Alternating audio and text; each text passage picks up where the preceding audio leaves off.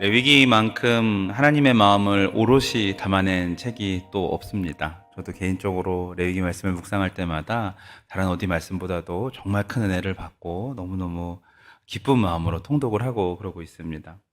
여러분, 사랑하는 연인이 만나는 그 모든 과정이 아름답고 참 행복한 그런 드라마이듯이 우리와 하나님의 만남인 이 공식적인 제사 방법이 감사와 기쁨으로 다가오는 것이 맞는 줄로 믿습니다. 그게 정상이죠. 하지만 우리가 레위기를 읽을 때, 처음 읽을 때 특히 통독하시다가 생애 첫 통독을 하실 경우에 레위기를 만나면 좀 당황스럽습니다. 왜 그럴까요? 다양한 예물과 다양한 제사들이 등장하기 때문입니다. 그러다 보니까 읽었던 것을 또 읽었던 것처럼 보이기도 하고 중간에 어디까지 읽었나 헷갈리기도 하고 막 그 잠깐만 놓치면은 그렇기도 하죠. 그동안 우리가 읽었던 성경들은 어떤 흐름이 있었어요. 스토리가 있었었고 역사적인 주제가 있었었고 그랬기 때문에 그런 설명이 아니라 그런 흐름이다 보니까 그 스토리를 통해서 어떤 깨달음이 있었고 또 인물이 나오기 때문에 나도 저 사람과 나를 비교해보고 나는 어떻게 살아야 될 것인가 보는 것이 쉬웠는데 레위기는 주로 제사에 대한 설명이다가 보니까 마치 공부하는 마음으로 책을 대하게 되기에 조금 어렵지 않나 이런 생각을 하기도 합니다. 저도 처음엔 그랬고요. 이럴 때 어떻게 하는 것이 좋을까요? 이럴 때는 전체적인 개괄을 한번 하고서 말씀을 보면 더 쉽습니다. 저도 신학대학원을 들어가면서 레위기에 대해서 공부를 많이도 아닙니다. 한 하루 하고 나니까 그 다음부터 레위기가 너무 다르게 다가오더라고요. 제가 몇몇 권사님께 여쭤봤습니다. 레위기에 대해서 공부를 해보신 적이 있나요? 강의를 들으신 적이 있나요? 했더니 아직은 없다고 말씀을 하시던데 그분만 그랬을 수 있을지 모르겠지만 제가 하신 분들은 다시 한번 복습하는 차원에서 안 하신 분들은 레위기를 전체를 보는 차원에서 오늘 말씀을 접근하셨으면 좋을 것 같습니다. 저는 원래 4장에 나오는 이 속죄죄와 속건죄에 대한 말씀을 드릴까 하다가 일단은 전체적인 개괄을 오늘은 하고 그 안에서 주신 하나님의 은혜를 묵상하기로 마음을 먹었습니다. 일단은 먼저 레위기에 나오는 제사의 종류와 제사의 방법 이 두 가지를 아시면 굉장히 읽는 것이 수월하게 됩니다. 먼저 제사의 그 방법인데 이것은 한번 따라해 볼까요? 화, 요, 거, 전. 네 가지입니다. 시작. 화, 요, 거, 전. 한 번만 더 시작. 화, 요, 거, 전입니다. 화는 뭘까요? 불로 하나님께 태운다 해서 이 방법이죠. 태우는 방법. 그래서 화제라고 하고, 요는 뭘까요? 우리가 어린이들을 이렇게 흔드는 걸 요람이라고 하지 않습니까? 요제, 하나님께 흔들어서 올려드리는 거를 요제라고 하고, 거제는 뭘까요? 네, 잘 알다시피 들어 올리는 것을 거제라고 하고, 그럼 전은 뭘까요? 뿌리는 거. 피 뿌리듯이 뿌리는 걸 전제라고 합니다. 그러니까 짐승을 가져와서 죽였어요. 그럼 뭐가 나오죠? 피가 나와요. 그래서 이 피를 어떨 때는 뿔에다가 어떨 때는 성소에다가 뿌리는 경우가 있습니다. 그래서 전제를 하는 거고, 그 다음에 죽은 재물을 하나님께 어떻게 해요? 이렇게 들면은 이게 뭐가 되죠? 거제를 드리고 있는 거고, 흔들면 요제를 드리게 있게 되는 거고, 그 다음에 이걸 불에다가 태우면 화제를 드리게 되는 것입니다. 그러니까 화, 요, 거, 전, 이 제가 등장을 하면은 그렇게 행동하고 있는 제사장의 모습만 상상하시면 돼요.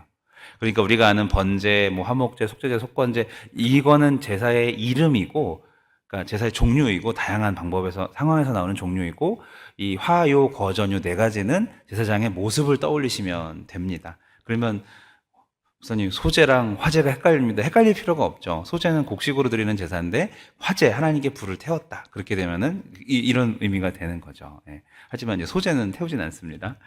자. 그리고 이제 제사의 방법을 화, 요, 거, 전을 배우셨으면 이제는 한번 따라해 볼까요? 제사의 종류가 5가지가 나옵니다. 번, 소, 화, 속, 속. 시작. 번, 소, 화, 속, 속.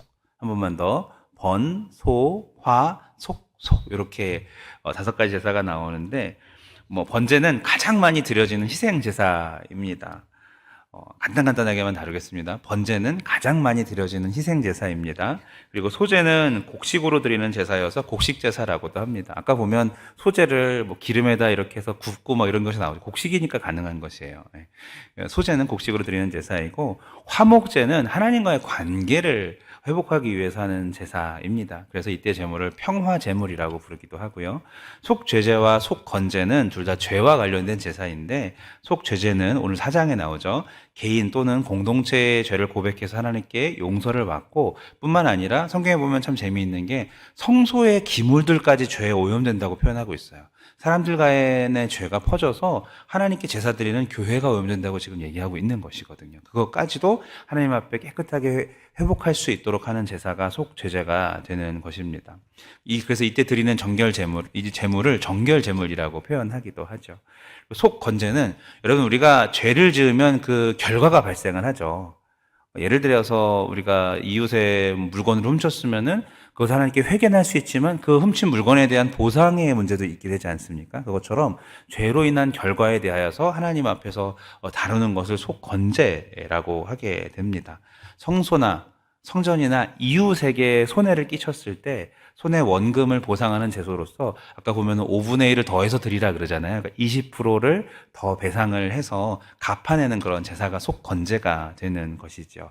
번, 소, 화, 속.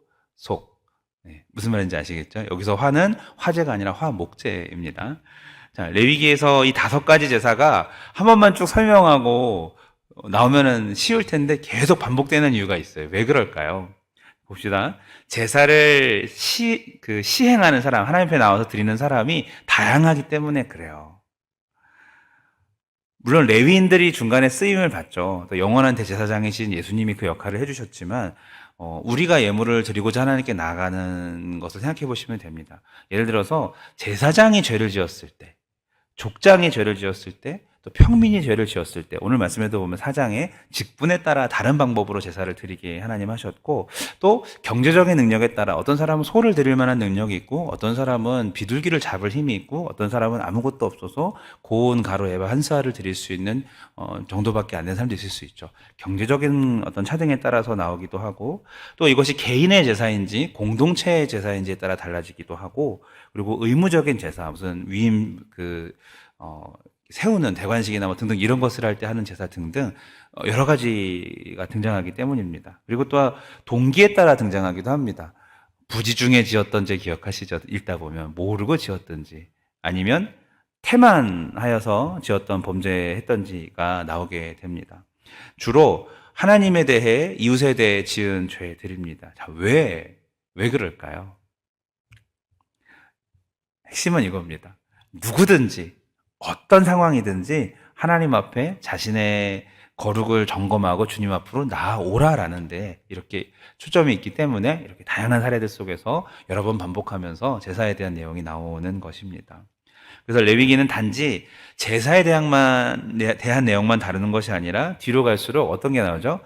그들이 먹을 수 있는 음식과 먹으면 안 되는 음식, 또 산모의 정결 규정, 또 나병 규정, 유출 규정 등등 삶에서 일어나는 다양한 문제들을 다루면서 그 제사에 참여하기 위해서 어떻게 거룩함을 유지할 수 있는가에 대한 것을 레위기 후반부로 갈수록 다루고 있습니다. 하나님이 보시기에 중죄들은 무엇이 있는가를 다루기도 하고요. 순종하는 자에게 임하는 복과 불순종하는 자에게 임하는 저주는 무엇인가에 대한 내용이 담겨 있는 그것이 레위기의 내용입니다. 다시 말해서 예배를 이렇게 해야 돼라는 거기서 끝나는 것이 아니라 예배자는 어떻게 거룩하게 살아야 되는지를 보여주는 책이 레위기가 되는 것이죠. 우리는 이 책을 읽을수록 여러분 하나님께서요, 잘 보세요. 죄인을 이미 용서하시려고 작정하시고 죄를 지었을 때 용서받는 법을 알려주신 것을 깨달을 수 있습니다. 할렐루야. 백성들에게 먼저 살 길을 열어놓으시고 내게로 오라라고 말씀하시는 하나님이세요. 또한 내가 거룩하니 너희도 거룩하라라는 그 말씀을 마음속에 새겨주시고 삶 속에 새겨주셔서 깊이 있게 교제를 할 수 있도록 하나님께서 그렇게 준비하신 것입니다.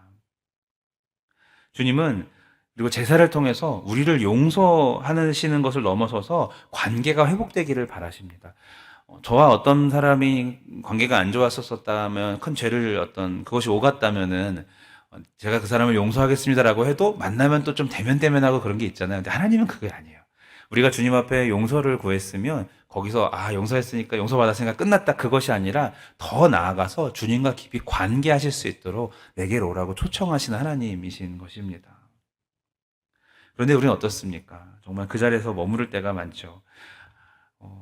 아무개야, 우리 이렇게 만날래? 우리 저렇게 만날래? 하나님께서 우리에게 그렇게 말씀하시는데 내가 어떤 마음속에 거리낌이 없으면 그냥 거기까지만 하고 주님과의 관계를 더 깊이 하지 않는 어리석은 모습이 있지 않은지요. 그래서 이 레위기를 읽을 때 우리는 하나님의 초청장, 러브레터를 읽으시길 축복합니다. 말씀을 맺습니다.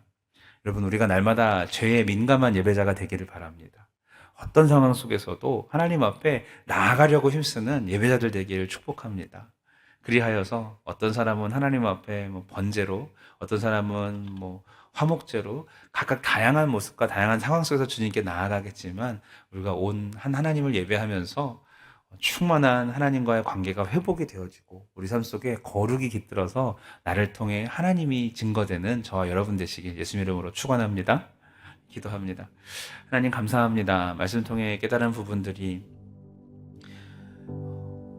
거룩한 예배자로 살아가라는 것을 하나님 깨달았사오니 하나님 우리가 레위기 말씀을 대할 때마다 하나님 화, 요, 거, 전, 번소, 화, 속속 이 제사의 방법과 제사의 종류들을 볼 때마다 사람들을 부르시는 하나님의 초청장으로 여길 수 있도록 인도하여 주시고 나를 돌아보게 하시고 내가 죄를 멀리하며 참되고 거룩한 예배자로 주님 앞에 항상 나아가는 우리 모두가 될 수 있도록 인도하여 주시옵소서. 예수님의 이름으로 기도합니다.